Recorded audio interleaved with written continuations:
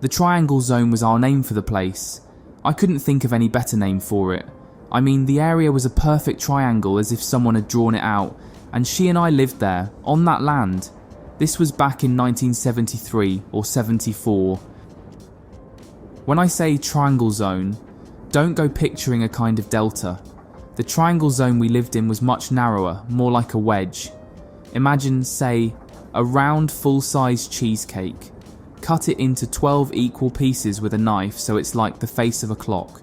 What you'd end up with, of course, are 12 slices of 30 degrees each at the tip. Place one of these on a plate and as you sip your tea, take a good hard look at it. That tapered end of the thin slice of cake? That's exactly the shape of the Triangle Zone I'm talking about. Okay, so how did such a weirdly shaped plot of land come about? Well, you might ask. Or maybe not.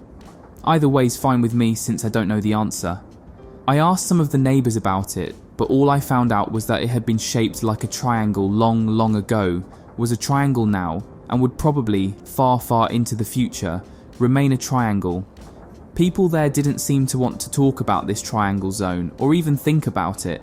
For them, it was like talking about a wart behind your ear, better left undiscussed, probably because of its weird shape. Railroad lines ran along either side of the Triangle Zone, one a national railway line, the other a private line. The two lines ran parallel for a while, then at the very tip of the wedge formed a junction where it was as if they were ripped apart, branching off at strange angles, one north and one south. It was quite a sight to see. Whenever I gazed at the trains whizzing by at the tip of the Triangle Zone, I felt as if I were standing on the bridge of a destroyer slicing its way through the ocean waves. In terms of livability, the Triangle Zone was appalling. First of all, there was the obvious noise level. But what do you expect? How could it not be ear-splitting to live hemmed in between two railroad lines?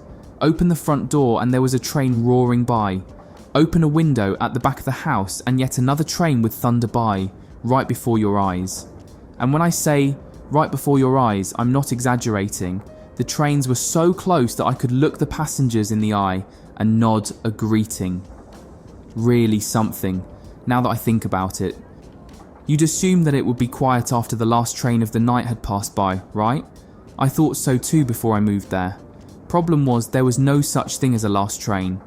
The last passenger train was just before 1 AM, but then came the late night freight trains. And, once they'd finished rolling by at dawn, the next day's passenger trains would start up again.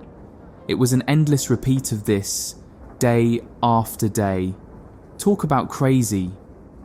We picked this place to live in for one simple reason. It was dirt cheap. It was a detached house with 3 rooms, its own bath and even a small garden, all for about the same price as renting a studio apartment. Since it was a standalone house, we could bring our cat along too. It was as if the place had been specially made just for us. We'd only recently got married, and not to brag or anything, but we could very well have been featured in the Guinness Book of Records under World's Poorest Couple. We saw the house listed in the window of a real estate agent's office near the station. At least as far as the rent and the layout of the rooms were concerned, this was a lucky find. Astonishing even.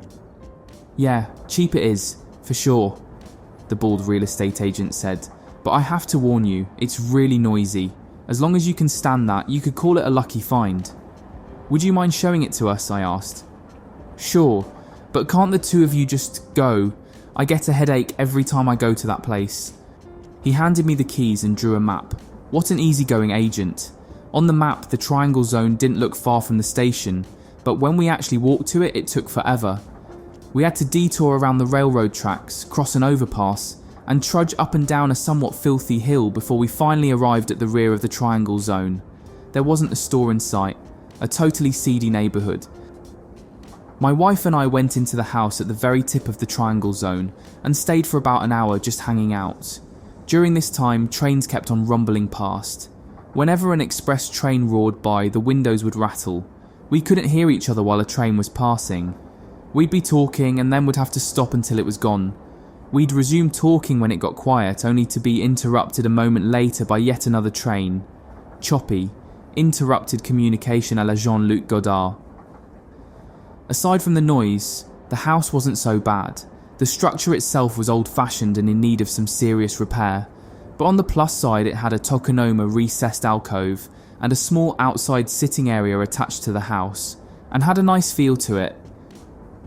Spring light shining in through the windows formed little sunny squares on the tatami. It was a lot like the house I'd lived in years ago when I was little. "Let's take it," I said. "I know it's noisy, but we'll get used to it." "If that's what you think, I'm okay with it," she said.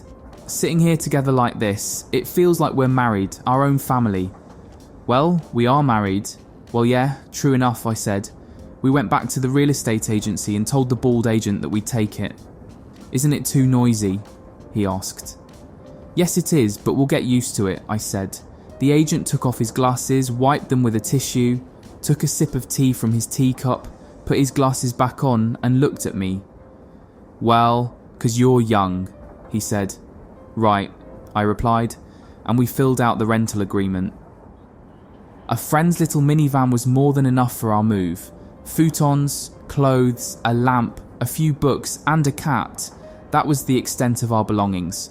Nothing else. No radio or TV, no washer or dining table or gas stove or telephone or kettle or vacuum cleaner. That was how poor we were.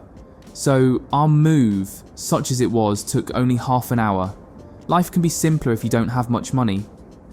When the friend who helped us move took one look at our new dwelling, hemmed in by railroad lines, he was aghast. After we'd unloaded everything, he turned to me and said something, but a passing express train drowned out his words. "Did you say something?" I asked. "People really live in a place like this, huh?" he commented, impressed. We ended up living in that house for 2 years. It was a poorly built house in a way, since wind blew in through cracks and gaps all over the place. Pleasant enough in the summer, but come winter, it was hell. With no money to buy a space heater, my wife and I and the cat would crawl under the futons once the sun set, literally clinging to each other to keep warm. Many a time we'd wake up to find the water in the kitchen faucet frozen solid. Once winter passed, the spring would come, and spring was a lovely season. She and I and the cat would breathe a sigh of relief. In April, the railroads went on strike for a few days, and we were ecstatic.